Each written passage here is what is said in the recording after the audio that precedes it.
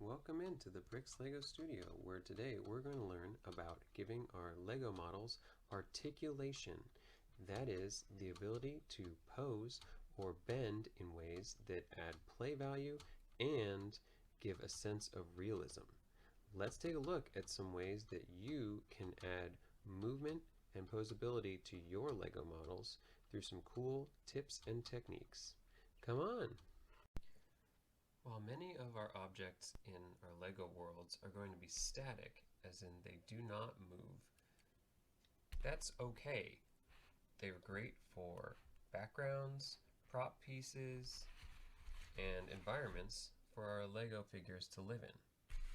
But when we want something to seem lifelike and have a lot of playability, it's awesome when it can be posable, like this magical fox from Lego Elves. It has a lot of character that is added by having different kinds of ball joints hidden throughout the model that allow it to take on many different poses. This is great not just for your display of the things that you build, but for when you play with them so that you can help tell your stories through action and movement. Let's take a look through Lego history at some of the different offerings we have when it comes to adding posability to our models. There are some you might not have seen before, and they can help you do some really unique things and bring your models to life. For smaller models, Lego designers tend to favor two main kinds of connections, bar and clip, and these ball and socket joints. Ball and socket joints work by inserting this ball into a socket. This piece is referred to sometimes as the toe ball piece or a mixel joint, which was a popular theme called mixels that introduced many of these newer elements. They simply pop together and they give you a very large range of motion. They can go forwards, backwards, side to side, and then they can spin as well, giving you 360 degrees of rotational movement. They come in a few main varieties. They have 1x2 wides with attachment and 1x2 longs. There are ball and socket pieces for each, and the lengthwise ones also have a ball and socket which can be used as an extender. Great for making arms and legs, where you have just one extra spot between two different joints. We also have a toe ball piece that is a lot more like the toe ball you'd find on a vehicle. Can stick off the back, but it's also great for creating larger elements hanging off of your articulated point. And one of my favorites is the toe ball with bar. The toe ball with bar is excellent for creating connections like this, where it's inserted into an open stud. It's also good for transitioning between the ball and socket joints and our clip and bar system. While many of the toe ball elements are brand new, some have been around for a very long time. This is the upper portion of a homemaker figure from many decades ago. These had toe ball joints in the wrists, which gave them a lot of posability for a figure of their time. They simply popped in like the modern ones do and acted as their hands. These pieces can still be used with our modern toe ball system.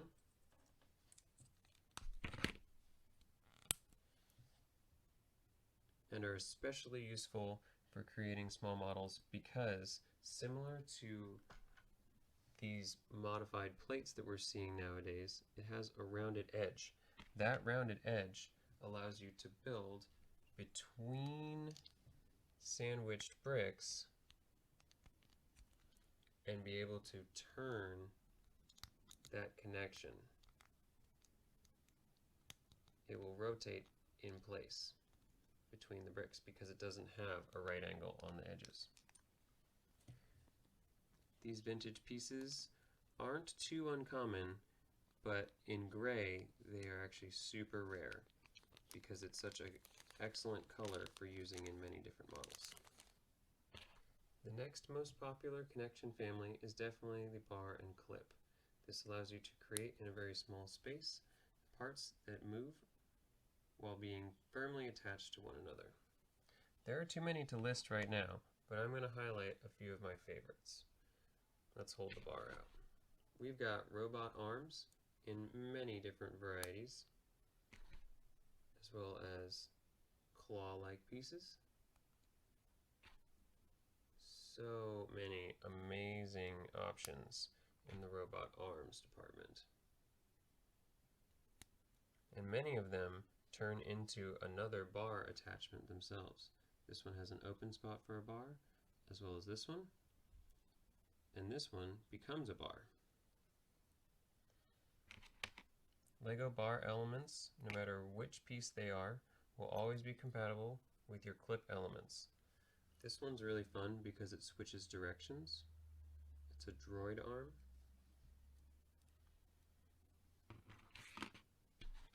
Bars can be found just about anywhere, including in taps.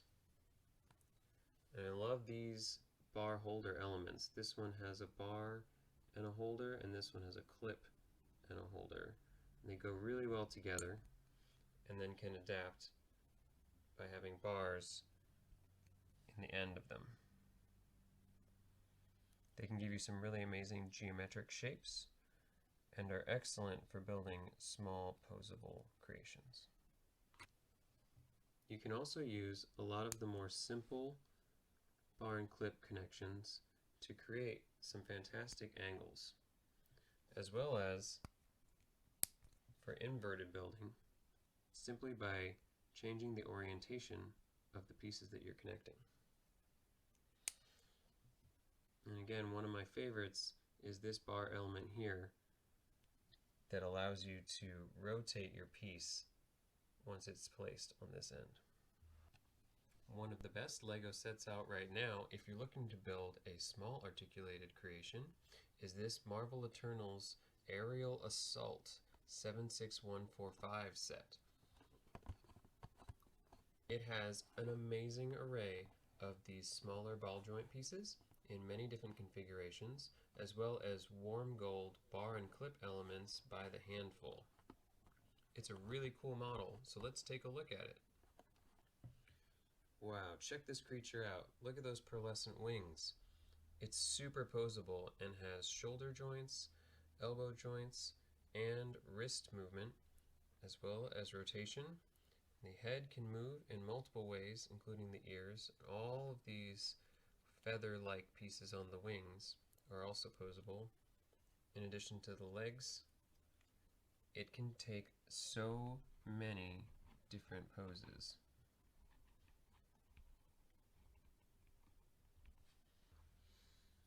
Here you can see this ice planet droid that I created is using a combination of our toe ball elements, which also come in a Technic pin variety,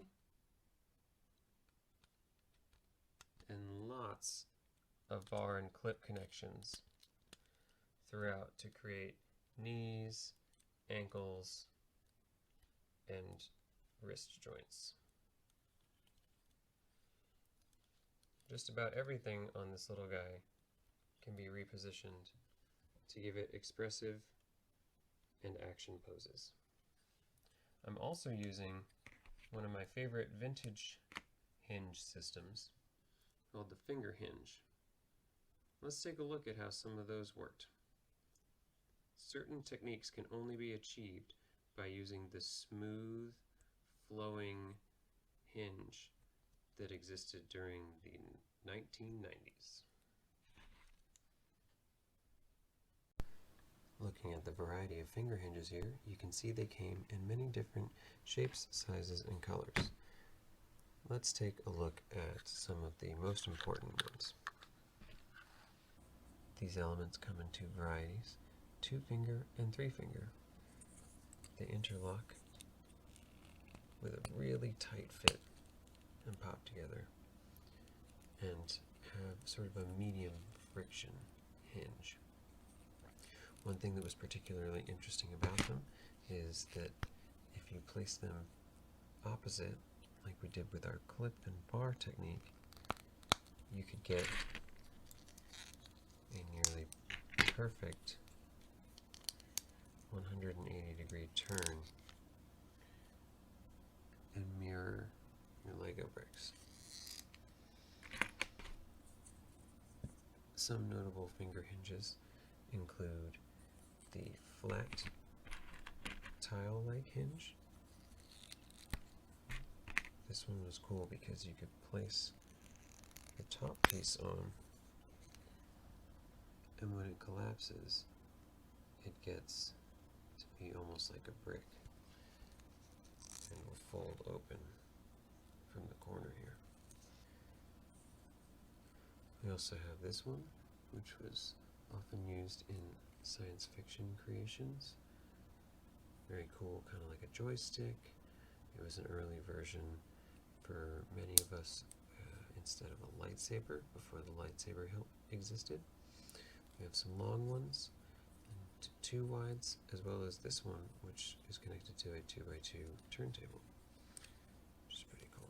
You can make some pretty amazing combinations with these, but they were kind of fragile and, as you can see, kind of tough to get together, so they were eventually replaced.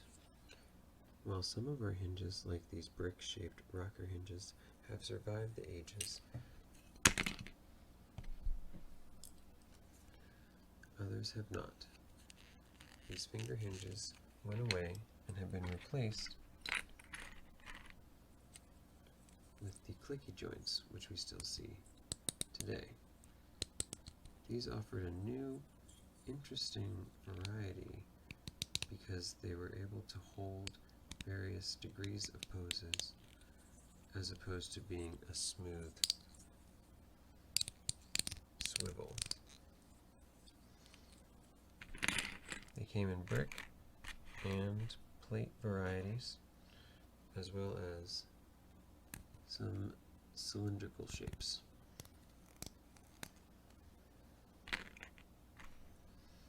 Another great piece that's been around for a while are these horizontal swiveling plates. They are clicked together in the middle very sturdily and can support a lot of weight. They also come in a brick variety. As we start to move up in size of model, you can see that many of those elements have been used in creating this monkey set. I've given it some monkey kid type or Ninjago-esque robot eyes, but it uses a lot of what we've just seen, including clicky hinges in the wrists, bar and clip in the fingers, bar and clip for the toes, as well as more bar and clip out here for the tail. But as it's a larger model, we're going to take a look at some of the more supersized joints that you can use to enhance your models that might have a little bit more weight or heft to them. These larger ball joints are extremely useful for that. They come in this brick variety, as well as a Technic ball on its own that can be adapted to Technic cross axles. In addition to the brick-based varieties of the ball joint, which click together with a very satisfying snap, you might find designers and builders using a friction enhancer, which goes between the two elements and greatly increases the tension so that the friction is very high and can support a larger amount of weight, and the ball joint won't flex under the weight of the build. Those parts also come in construction, like Bionicle and Hero Factory or buildable character type parts, as well as lots of Technic adaptations. You can see they have both kinds of Technic connectors on these ball joints, and some of them are even at an angle. Another element you'll find in here is the larger clicky joint, which has a Technic pin-like end and ratcheting teeth that combine to once again hold poses at certain degrees in two directions.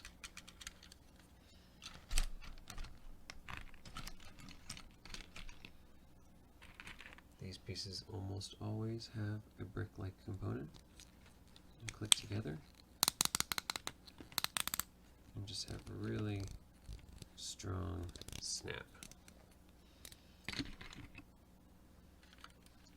In this articulated model of a human hand, I've used both kinds of joints to create fingers that can move and pose, as well as some of the smaller ball joints out towards the tips of the fingers.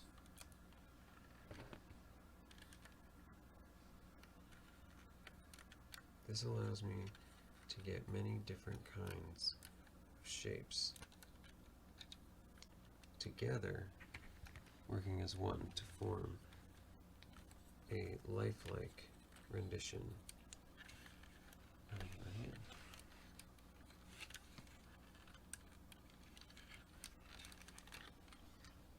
And when you start to get into those really large scale models, you might find yourself using these bigger Technic ratcheting joints.